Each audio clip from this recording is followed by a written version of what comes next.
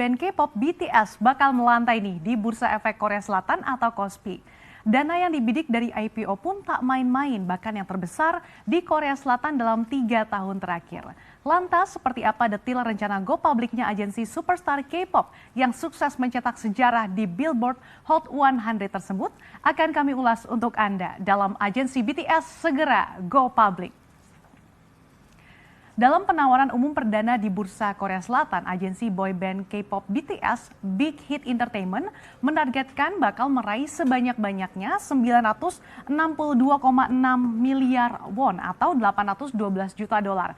Kalau dirupiahin, ini sekitar 12 triliun rupiah. Angka tersebut ini menjadi yang terbesar di negara itu dalam 3 tahun terakhir.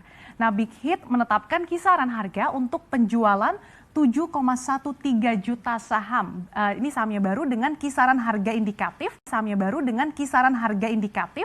Yaitu 105.000 won hingga 135.000 won. Kalau dirupiahkan ini harganya sekitar 1,3 juta hingga 1,6 juta rupiah.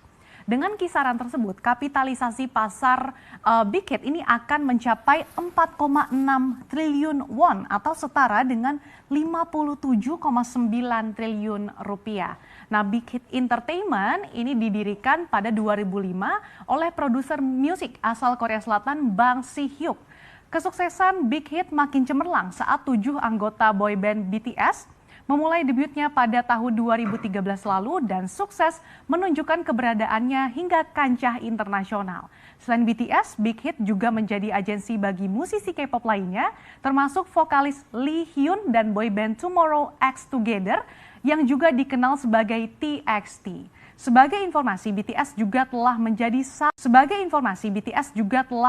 salah satu pemegang saham resmi di agensinya. Tak hanya menjadi superstar ya, masing-masing anggota BTS ini telah menerima 68.385 saham Big Hit Entertainment ini yang akan dihargai hingga 135.000 won saat IPO agensi tersebut dilakukan akhir tahun ini. Artinya jumlah ini setidaknya 7,7 juta dolar atau 114 miliar rupiah ini untuk setiap anggota BTS. Ketika Big Hit Entertainment sukses nantinya dalam go public, perusahaan berencana untuk mempertahankan 1.426.000 saham, yang berarti BTS akan memiliki 33,5% dari porsi Big Hit Entertainment dan 6,7% dari total 7 juta saham tadi yang dilepas ke publik.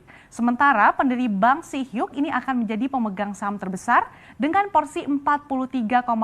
Pendiri Bang Si-hyuk ini akan menjadi pemegang saham terbesar dengan porsi 43,44%. Dengan rencana Big Hit yang akan IPO, diharapkan ini juga akan mampu membangkitkan pasar IPO di Korea Selatan yang sebelumnya lesu karena volume listingnya rendah dalam beberapa tahun terakhir. Nah, di tengah hantaman pandemi corona di paruh pertama tahun ini, Big Hit Entertainment meraih pendapatan 294 miliar won atau sekitar 3,65 triliun rupiah. Dengan begitu, Big Hit ini berhasil meraup keuntungan senilai 49,7 miliar won atau 618 miliar rupiah pada paruh pertama 2020. Sebagai perbandingan, pada paruh pertama 2019, Big Hit meraih keuntungan senilai 39,1 miliar won dengan pendapatan 201 miliar won.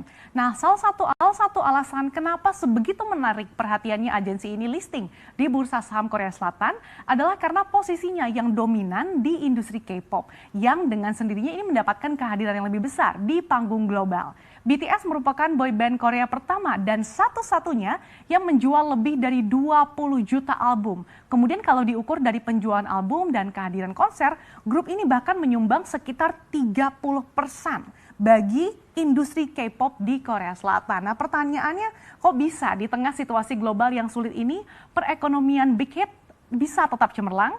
Jawabannya berkat konser virtual yang diselenggarakan BTS dan penjualan barang dagangannya yang berhasil mengimbangi pembatalan acara selama pandemi COVID-19.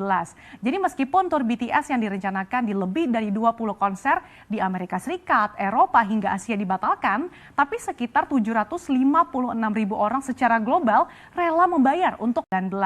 Jadi meskipun tur BTS yang direncanakan di lebih dari 20 konser di Amerika Serikat, Eropa hingga Asia dibatalkan, tapi sekitar 756.000 orang secara global rela membayar untuk menonton konser online BTS pada bulan Juni lalu secara bersamaan. Nah, aksi panggung BTS di konser virtual itu ditonton ribuan orang dari 100 negara. Konser virtual tersebut bahkan memecahkan rekor dunia sebagai konser virtual dengan audiens terbesar yang pernah ada, yang jumlah penontonnya pada saat itu setara dengan 15 konser live di stadion berkapasitas 50.000 orang. Nah, di Korea Selatan, K-pop bukan sekedar musik atau hiburan saja. K-pop merupakan industri dan artis K-pop layaknya ini komoditas sehingga betul-betul jadi perhatian pemerintah. Menurut Korea Creative Content Agency, industri K-pop ini mengekspor konten senilai 639,7 juta dolar atau sekitar 9,4 triliun rupiah pada tahun lalu. Nah, angka ini naik 13,4% dari tahun sebelumnya berkat keberhasilan grup seperti BTS, Blackpink, dan Super M di pasar Amerika Utara maksud kami.